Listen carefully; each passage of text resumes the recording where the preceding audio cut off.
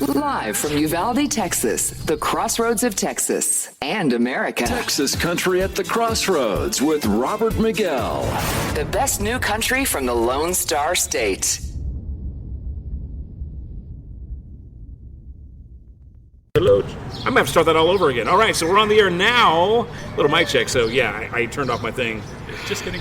My goodness, yeah. See, that's kind of day I'm having. I told you, right? I'm having a day. Yeah. All right, we're here at 100 East Main Street, downtown Uvalde, Broadway 830, Texas Country at the Crossroads, our interview series where we feature the rising stars of Texas Country. And if we're lucky enough, they'll come out here, they'll do an interview, and then they'll perform for us here in the patio at Broadway 830, where you get some delicious artisan pizza and a cold craft beer and have a good time. And making his second appearance in Uvalde from Hallettsville, Texas, Mr. Eric Woodring. Welcome, sir. Thank you. It's good. Yeah, you're such a cool guy, man. I love how you're wearing the Ray-Bans. You're always smiling. I saw your Facebook photos from your time at the T3R Awards. Yeah.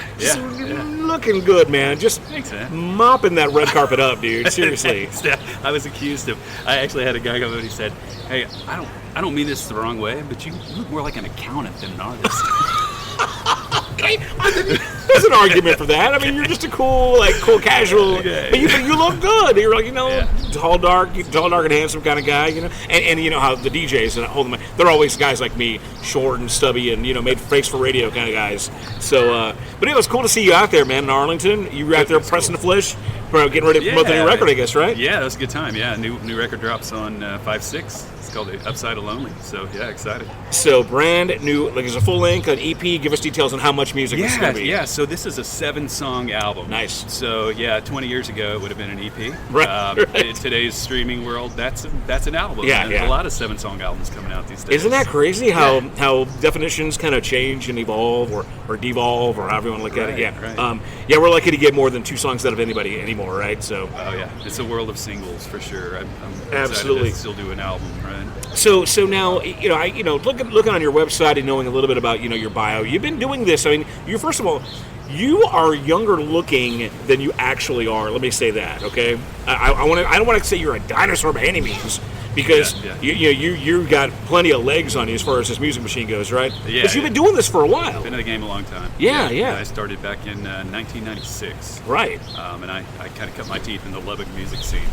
I went to school at Texas. So you're at Tech, okay? Right? Yeah. Graduated from Tech. And I spent 6 years there and played a lot there. Played the Panhandle, played West Texas. Started there, and then came south afterwards. So I know you came to Austin afterwards, but prior to Lubbock, where were you before? You weren't a Texan at all, were you? Were you out of state? No, I was. I was in Texas. Okay. I was born in Port Lavaca, Texas. Oh, okay, very cool. Down on the bay, and then spent my high school years in a small town called Inez, Texas, which is just outside of Victoria. Right. I was there until I scooted up north to Lubbock, right? So now when you went to Tech, was music what you were studying? What were you studying? What's your profession, I guess? Yeah, no. After three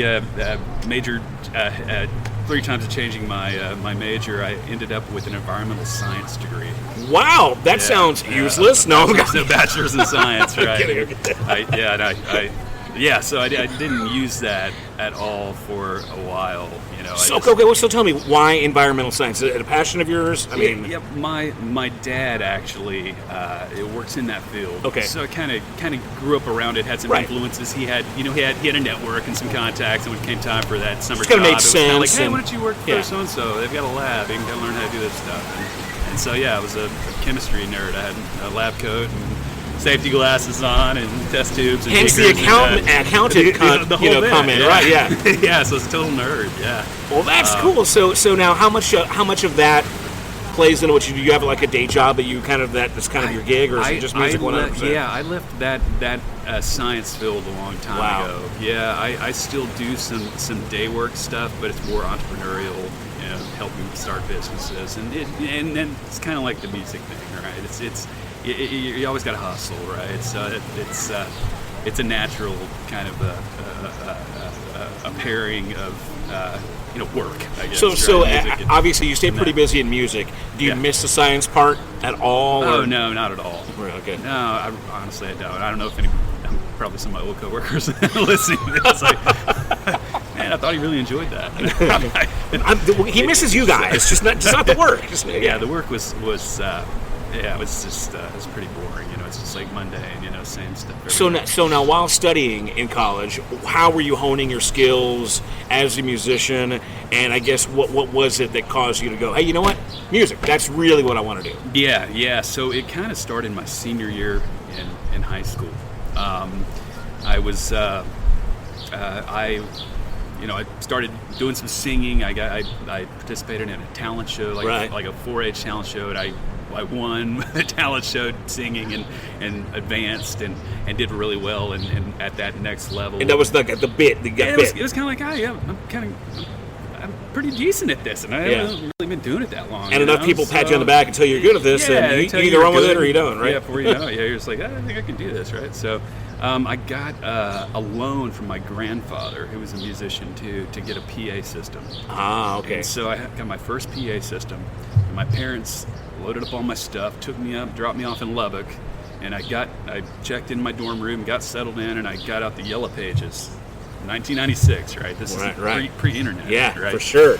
And I went to the bars and clubs section, and I just started calling on the old touch-tone phone. That's old school, man. In the dorm room, yeah. Do you have live music? Yeah. So hey, I'm just moved to town looking for a gig, and by that end of that first day, I had my first gig. I picked up a residency at Chances Are, which still exists. It's still there. Wow. To play on the patio every Friday night. So I got my first gig right away. What a great story, man! I would never would have known that. What a great fan. I mean, and that's the hustle from back in the day. There wasn't MySpace or Facebook. You know what I mean? There wasn't Twitter. There wasn't. It was flyers. On walls. And I had cassette tape demos. Cassette that I demos. carried around in my truck, and calling people on a landline. No texting. Exactly. And. I mean, that's very, L.A. in the 80s, Hollywood, you know what I mean? Sunset Strip, That's so cool in a Texas kind of way. Yeah. Wow, fantastic. So I guess from there, where did it go as far as, were you already writing at this point as well, too, or just mostly performing? Yeah, I started trying to write, but, just and any writer will tell you, your first, the batch of songs are terrible, right? I'm embarrassed to even show anybody the stuff I was writing back then, but fortunately, the longer you do it, the more you do it, the better you get at it, and it took me a long time. I'm slow to what I'm trying to say, late bloomer. Yeah, right. So late bloomer on the song. So it's the mid to late '90s. Was it country you're doing, or were you dabbling in rock? Of course, grunge was big at the time, and were there other elements to your music as well? Yeah, no, I was straight country. That was '90s country, and that was the country. That was the best country. Right. It's in our lifetimes. So. Right, I agree. And so my influences were in the right place. I think in my age, everybody wanted to be George Strait or Garth Brooks or whatever, Alan Jackson, you name it. So the '90s guys influenced me. I just want to be just like them, so that started writing songs, started playing out, started meeting other people. Eventually, had a band and started playing all over the place. So you make your way to Austin eventually, right? New Braunfels. Okay. Close. Yeah, Right. Close. Yeah. Before I graduated from college, at one point I remember going down and floating the river and the music scene, the vibe was just super cool. I knew that I want to end up there. When I leave Lubbock, I want to live there. So I ended up moving there, and just played music. My fiddle player from Lubbock, he graduated as well. He kept going to school. He got into law school at St. Mary's in San Antonio, but he was living in New Braunfels, and he and I started playing gigs together and got to know some players around there and started playing. And that was back when there were guys that are considered kind of old school now, but that was back when the Cody Canadas and Jason Boland, those guys lived around there. Randy Rogers was a dude around town. And they're all coming up, yeah. Back then, they were nobody, right? So that's back to the dinosaur thing. That's how far I guess my music. But again, fantastic is that you're very youthful, you're very current, and for somebody who's like myself, been around, you've embraced apparently the changes, the technology, I guess, especially the changes in the industry. So let's go ahead and talk about that for a minute. You come from the time where, again, cassettes, hustling. You know what I mean? Doing everything is really kind of manual. Right. Up until a time where now you can record. You can literally record a record in your own house if you want to. And putting a band together is as easy as getting on Craigslist. Even Craigslist is old school now. So let's talk about some of those. I guess those things that have changed. How much of that is, in your opinion, good and healthy and has improved the process, and how much of you think is maybe detrimental to the industry? Yeah, so obviously got a lot easier to get your music out there, right, in the streaming world. If it wasn't for that, I don't think I would have people that tune in Belgium and listen to me and know who I am. Right? That probably would have never happened if I was still selling CDs at shows, right? I don't know, maybe it would have, who knows. But streaming made it easier for people to get their music out there. But now you just have 100 times so more much competition, artists out there that I think people just have to sift through a lot of stuff to find good music, but it's cool. I mean, there's a lot of cool stuff out there, but it just kind of makes it hard to find your listeners, right? Or your listeners to identify. There's just a lot of white noise out there, and I'm sure much of it is good. Right. But when everybody's got a shot, it's harder. For sure. And the financial piece of it too is, you've got streaming. Streaming royalties are garbage. They're terrible. You used to, when I made my very first record, it was a record called Life Miles. I recorded it in 2003 in Austin, and I released it in 2004. And I was able to go out and sell my CDs for $10, and you sell 20 CDs a night or whatever. Before long, you paid for your album. Right. Now, I mean, the recording costs haven't gone down. Maybe they've probably even gone up, right? Yeah. But, I mean, people aren't buying the pieces like they used to, so the price has actually gone up per piece probably. And and I think you and the demand's way down. So. Yeah, I think you really have to play a lot more shows, right, to make ends meet. You probably should have a good merch game, which I don't have. It's definitely changed. Yeah. Interesting.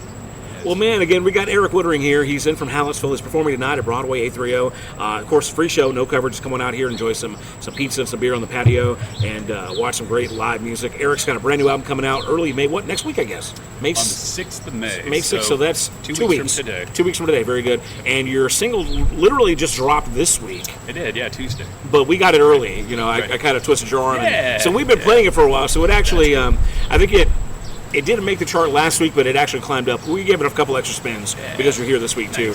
But now you're sitting at number 10 on our playlist, so that's kind of cool. It's exciting. So let's go ahead and talk about, or let's go ahead and play the new song because we've been talking for a minute. Yeah. Play the new track, "Someone Made for You," and then we'll come out and you'll discuss what the song's about and I guess the direction of the new record, and then we'll try to get some older stuff on too. So y'all check this out. This is Eric Woodring, his brand new single, number 10 on UValdeRadio.net. "Someone Made for You." This is UValdeRadio.net.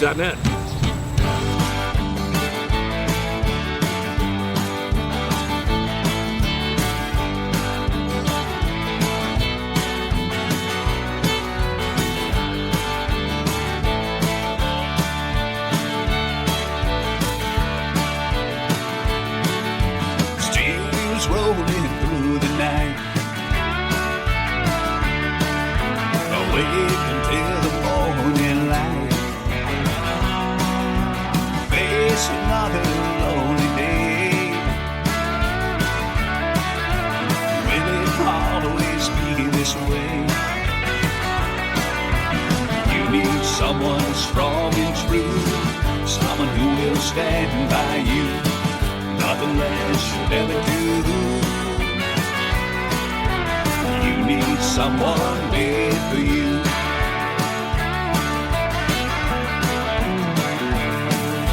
I can always sympathize. Listen close and dry your eyes. But I can never understand. You really are like someone can. You need someone strong and true, someone who will stand by you. Nothing less will ever do. You need someone made for you.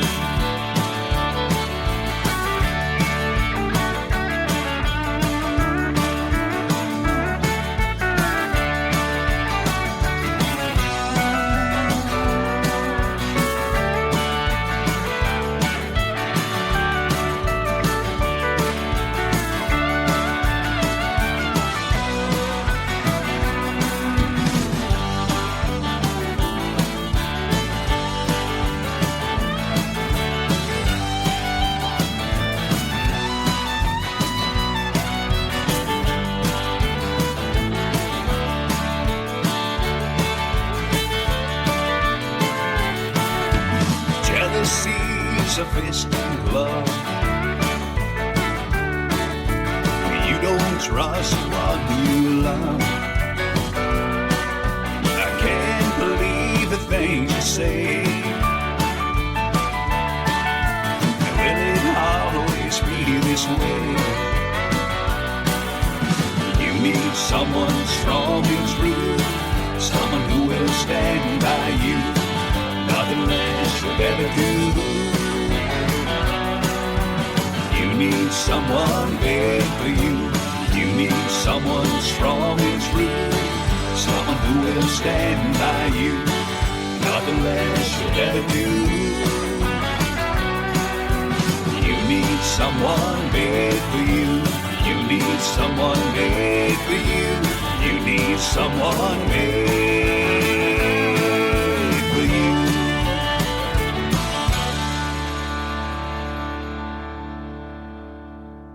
All right. Texas Country at the Crossroads with Robert Miguel. Live from Uvalde, Texas, the crossroads of Texas and America. All right, we are back at Broadway 830, 100 East Main Street, downtown Uvalde, Texas Country at the Crossroads, the interview series, and then, of course, followed by live music. Here we call it Friday Night Live, and we've got Eric Woodring in from Hallettsville. He's got a brand new record coming out in 2 weeks from today, and a brand new single that just dropped this week. And you just heard it right there. It's called Someone Made for You. I've got Eric Woodring right here. Once again, Eric, welcome. Thank you. Excited to have you back in Uvalde. Now, was what, last fall that you were here, maybe? Does that sound right, or was it closer to winter?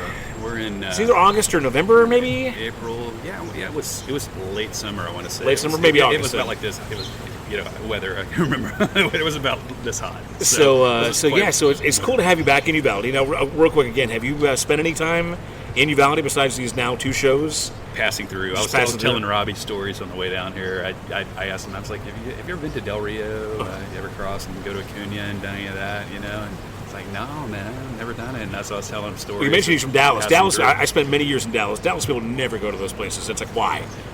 Yeah. San Antonio, maybe. Those places are great. Yeah. And by the time, even when I remember being in like high school and even younger, we'd take road trips and go to Del Rio, and I remember my grandparents would cross and get medicine there and stuff, right?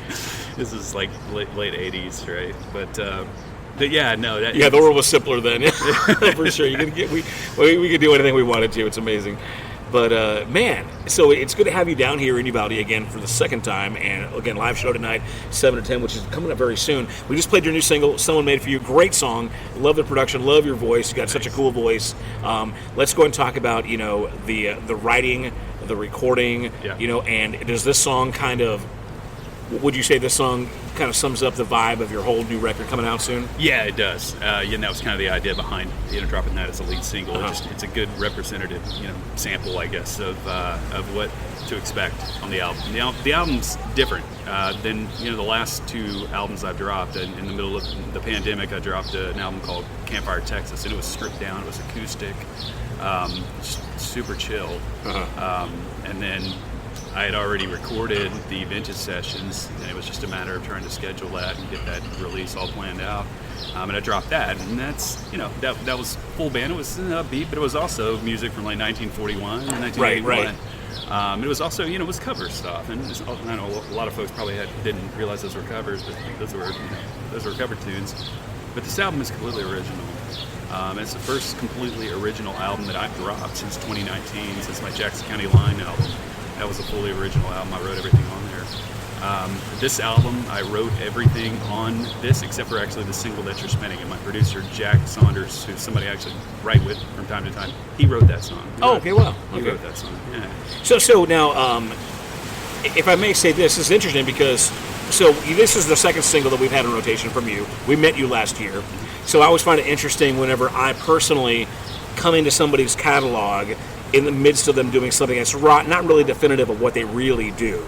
Kind of like, coming into discovering Metallica when they did that really bad Lou Reed album. You know what I mean? Right, if that's right. your first introduction Sure. into Metallica, that's not a representation of all of actually what Right. they've done or what they're doing, right? Right, So for me, the Vintage Sessions, as cool as it is, does not really represent really kind of your body of work at all, right? Right. So this is kind of a treat for me personally, and I'm clarifying it for our listeners just so they know, because we'll play one of those songs from the Vintage Sessions in a minute. But this is definitely more squarely what you're really kind of about. Yeah, this is an Eric Woodring album. Yeah. Right. Jackson County Line had 90s country vibes. This one is more of a rock record. It's like a rock record till you hear the fiddle and steel kick in. Right. That's okay. This is country, but it's pretty rocking. I kind of think of it as somewhere between like a Turnpike record and a Steve Earle record or something. Now the single "Someone Made for You." Now you said this wasn't written by you, but does this song mean something to you about somebody? Because it's kind of a good love song. Okay, so the album title is "The Upside of Lonely." Mm-hmm. And when you listen to the entire album, you'll see why it's the upside of lonely. Every single song has the word lonely in it, for starters. Interesting, right? Okay. But it's also a very upbeat driving record, right? So it's a unique dynamic. So it fit in that regard. But no, I was listening. We had some, I wrote a ton of songs over the pandemic. I think most writers wrote a lot over the pandemic. And when it came time to talk about the next album, I got with Jack, my producer, and we looked at what we had and what we could make a cohesive album with, and we ended up with 6 songs. Mm-hmm. And so I was listening. I was telling Robbie the story on the way down here. I remember I just got done mowing my yard, and I was sitting in my driveway, and I was listening to some songs that Jack had written, and I heard that one, and I texted him and said, "Hey man, when did you write this song?" He said, 10 years ago. I was like, I think this would work really well for this project. He's like, well, let's do it. So that ended up, being the 7th song on the album, and also became very representative. So that's why, it's the single. So yeah, that's the story. Yeah, it's a cool song. I think it really highlights the coolness of your voice. I guess lyrically. So you're talking about it's kind of like a tear in my beer, but upbeat. Is that kind of what I'm getting? Upside to lonely. So this is kind of like lamenting of a breakup or a lost one, or yeah. You can be a little bit more specific. We're gonna get the record either way, but sure. Is it writing of the lyrics in the songs? Are you pulling from something there personally, or? Yeah, some of it's relationship driven. Some of it's the traditional, like being on the road and being away from the things you love and miss, Gotcha. And things are falling apart, and but you're driving on. I've got a song on there that's the first song on the record is a trucker song. In the 50s, trucker songs became a thing, and then by the 60s, every artist in Nashville, every big name had a trucker song. It became its own subgenre. For sure, yeah. It was a very country thing to have a trucker song. I wrote a trucker song, and you'll hear it right when you start the record. That's pretty cool. That's cool. Yeah. You need a biker song now. So again, we got Eric Woodring here. The new single again is called "Someone Made for You," and the new album. What's the title again? The Upside of a Lonely. The Upside of Lonely. Let's go ahead and give us the quick mentions on how and where we can pick up that album. I want to say EP, but the album. Yeah, on the 6th of May, it'll be released across all streaming platforms. Okay, just damn like that. Yeah, so you can find it on the Spotify's and Apple and whatnot. I also have CDs. Oh, all right. I haven't pressed CDs for every project because there's not a lot of CD buyers anymore. But I did print them off. I actually have some here tonight. Very cool. People can walk away with it tonight if they want excellent. to, right? So yeah, CDs. I when people ask how they, how you can find me and my music and my socials and everything, just go to my website, ericwoodring.com. ericwoodring.com, just how it sounds. Everything's linked up. Yeah, Very I've got good. a video dropping. I shot a video for one of the songs on the record. I'm not sure. I don't know the release date yet, but it'll probably be here. What's the title so we can kind of put that in our brain? What's the title of the song? On the video? Yeah, for the video, yeah. It's Winter's Closing In. Okay, all right. Winter's Closing In. Sounds good. So, live video, concept video. What kind of video are we talking here? It's like the kind of music video you'd see on CMT. Right? Yeah. Like actors in a storyline kind of thing? Me acting, which may or may not be any good. But Well, that's cool, no, though. I did have one actor. I had a female actress that was part of the deal. And so how many videos have you actually filmed in your illustrious career so far? Yeah, I haven't done a lot of videos. So I did a video for one of my songs early on in 2018, my song March 1836, but that wasn't, that was a song about the Battle of the Alamo, and that doesn't really lend us, you can't really, I can't get a bunch of soldiers. Right, sure. So we just shot a video in studio of the song. It's a lot of me playing and collaborating with Jack, my producer, and that kind of thing. So this Winter's Closing In is my first, I don't know what you call it, real video. Like a real official video. kind of one that's a commercial. Sure, that could go to the movie, the video channels and whatnot. Right, maybe I grew up watching MTV when it had videos, and CMT and GAC, and I could sit there all day and watch videos like that. I force my kid to do it sometimes, and she hates it. I'm like, let's watch 90s music videos. Oh my gosh, she's like, Dad.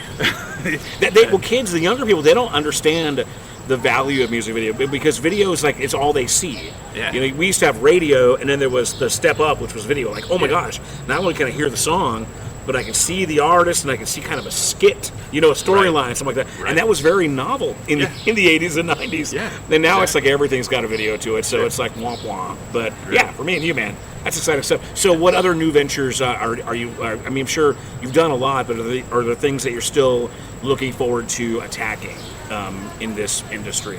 Yeah, like what we were kind of discussing off the break. I'm as far as my live show, I'm trying to transition into ticketed venues, which I've, as here in 2 weeks, I've successfully done in the Houston market, which I lived there for a number of years. So I've got my album release show at the Monkey Duck, which is arguably the best listening room in the state. It's sold out. I've got a sold out show. That's fantastic, man. On so Saturday cool. night, the night after the record drops. So excited about that. And the goal is to try to, work my way into doing that in all the major markets in Texas. Yeah, where you're playing a bigger venue in San Antonio, maybe like the Granada in Dallas, or some cool places where. Yes. And a lot of times, if you can kind of get into that circuit, then they kind of take care of you too. Sure. So yeah, very cool. Well, congratulations on the sellout for the album release. Thank you. Let's talk about that. What's planned? I know you got a band. You got your steel guy here with you right now. So let's talk about what's to come with that big show. Yeah. So really, it's a full band show, which has been a rare thing. I had the full band rocking right up until the pandemic.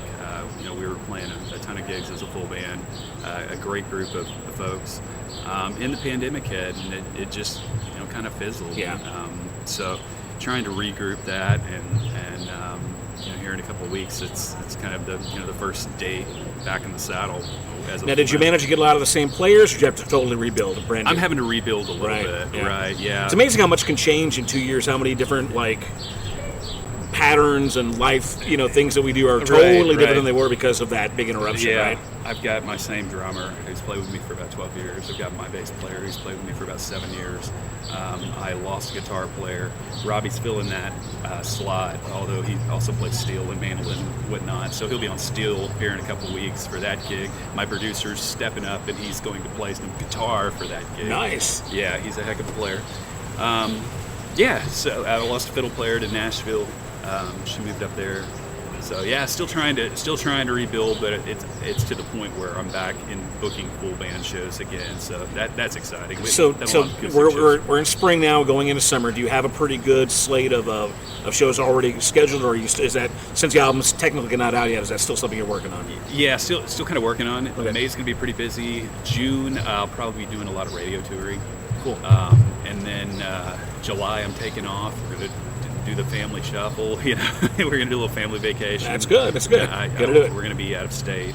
I may pick up a couple of shows, but I'm gonna be out of state. I'm gonna be in Maine actually, so I may play a couple shows up there. But then come back and regroup for the fall and hit it again. Well, as far as radio tours go, I think it's safe to say that we're one of your first radio promos, right? That's kind of Definitely. cool. You guys have been really, really great to me. I appreciate it. No, well, we appreciate just the opportunity to get it early and to get it on the air and kind of out of the box on this one, because you're a talent and we're looking forward to seeing what you're doing, and it's just great to kind of be in on the ground floor, with watching you do this, because once you make that next step up, man, it's going to be awesome. It's fantastic. Selling out, it's hard to do. It's hard to do anything right on a ticketed show these days, unless you are, like we talked about, Randy Rogers and whatnot, and even they're struggling a lot. That the crowds just aren't as consistent as they used to be. So kudos, man, for that, and I hope that you become a multi-market success, man. And honestly, thank you for just coming down to Little Uvalde, man. Because you got big things coming. I plan to keep coming back if you'll have me. Well, I like man, it out here. It's nice, man. It's a cool little town. Again, the record comes out in 2 weeks. The new single is called Someone Made For You. You can hear it on UvaldeRadio.net. The website, ericwoodring.com, and you can see him live tonight here at Broadway 830 till 10 o'clock or so. And come on out here, get Eric a beer. He's drinking Shinerbach, so grab a beer, and let's go and talk about, real quickly before we get into the next song, you got your guitar player, Steel Guy. Yes. Brag about him for a minute. Yeah, so Robbie, I met Robbie. Robbie is the nephew of my producer, Jack Saunders. Cool. Robbie has, played with a number of folks. We were talking about that on the way down here. I was, a couple of years ago, I was watching a Charlie Crockett video on YouTube, and I saw the steel player. Wait a second, that was Robbie. So I asked him, Robbie, did you ever play with Charlie Crockett? Oh, yeah, I played with him for a while. Just totally cool. You just guys played with everybody. That's awesome. He's played with everybody. But he's in Dallas, so we're trying to figure out how to make it work, and to try to book more shows up there and play up his direction, or get him to move down here, But no, Robbie's a great player. Excited to have him playing here tonight. He's going to play some steel for you. He's going to play some guitar and maybe even some mandolin. I'm going to say this. I'm going to go on record and say this is the first time a steel guitar has ever been at Broadway 830. So this is definitely a sight to see, and we're excited to have you back. I know that your last show here was really cool, but this is even more exciting, man. So fantastic stuff. Again, Eric Woodring, let's go and do one of your catalog songs. The last single that we played here was called "Walking the Floor Over You." Let's go and give us a quick intro on what that's about in that record. Yeah. So the Vintage Sessions was a project where I recorded. I chose 4 old school true country songs, and we took those to the studio and had fantastic musicians on that album. I mean, they're also on my new album. A lot of them the same ones. This turns out they're on this album too. But I've got Lloyd Maines is doing all the steel work. Eleanor Whitmore, who plays for Steve Earle, is doing all the fiddle work on that. Got Jack is doing the guitar work, amazing guitar work, and he did the bass on that too. Rick Richards is on the drums, plays for Ray Wiley Hubbard.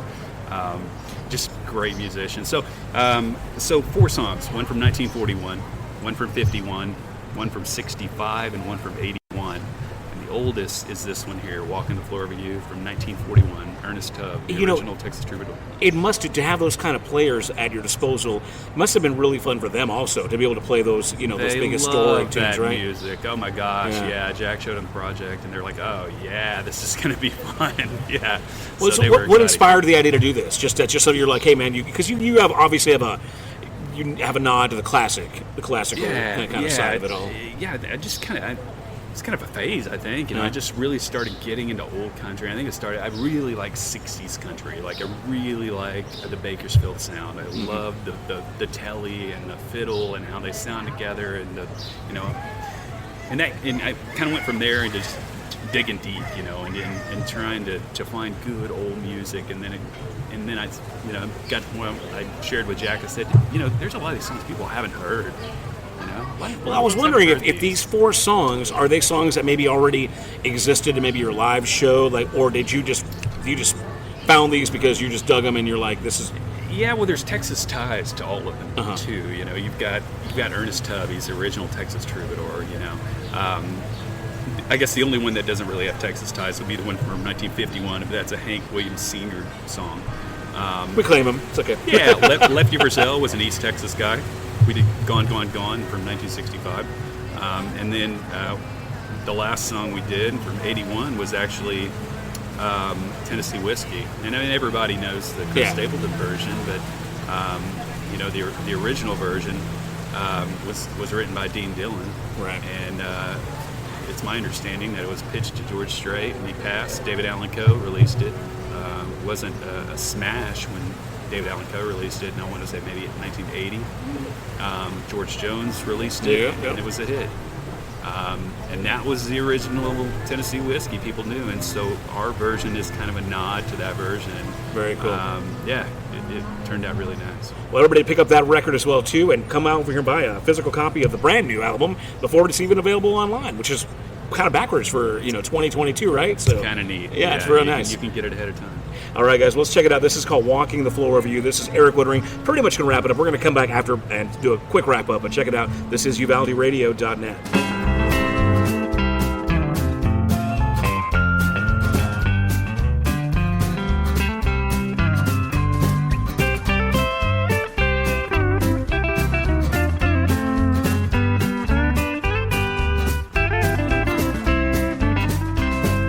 Walking the floor over you. I can't sleep a wink, that is true. I'm hoping and I'm praying as my heart breaks right in two. Walking the floor over you.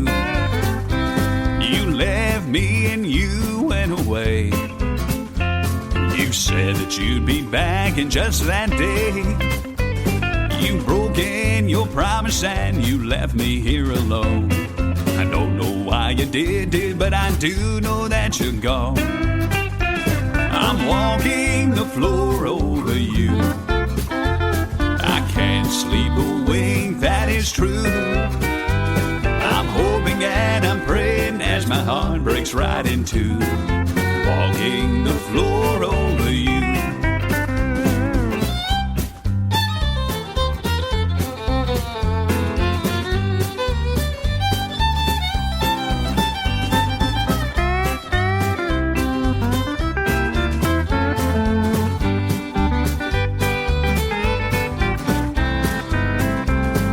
Someday you may be lonesome too. Walking the floor is good for you. Just keep right on walking, it won't hurt you to cry. Remember that I love you and I will until I die. I'm walking the floor over you. I can't sleep a wink, that is true. I'm hoping and I'm praying as my heart breaks right in two. Walking the floor over you.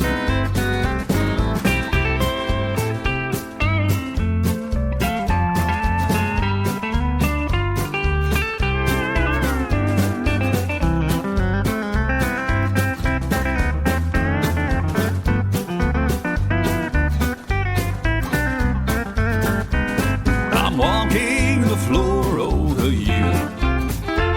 I can't sleep a wink, that is true. I'm hoping and I'm praying as my heart breaks right in two. Walking the floor over you. I'm walking the floor over you.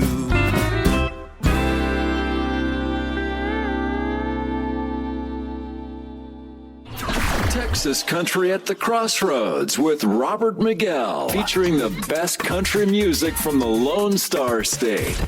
Live from Uvalde, Texas, the crossroads of Texas and America. Alrighty, we're back here, UvaldeRadio.net, live at Broadway 830, 100 East Main Street, downtown Uvalde. Eric Woodring performing tonight. And come on out and see him. Get some pizza, some delicious beer. Try that beer flight. $10. You get like 4 different little glasses of beer, and they're all delicious. Good stuff.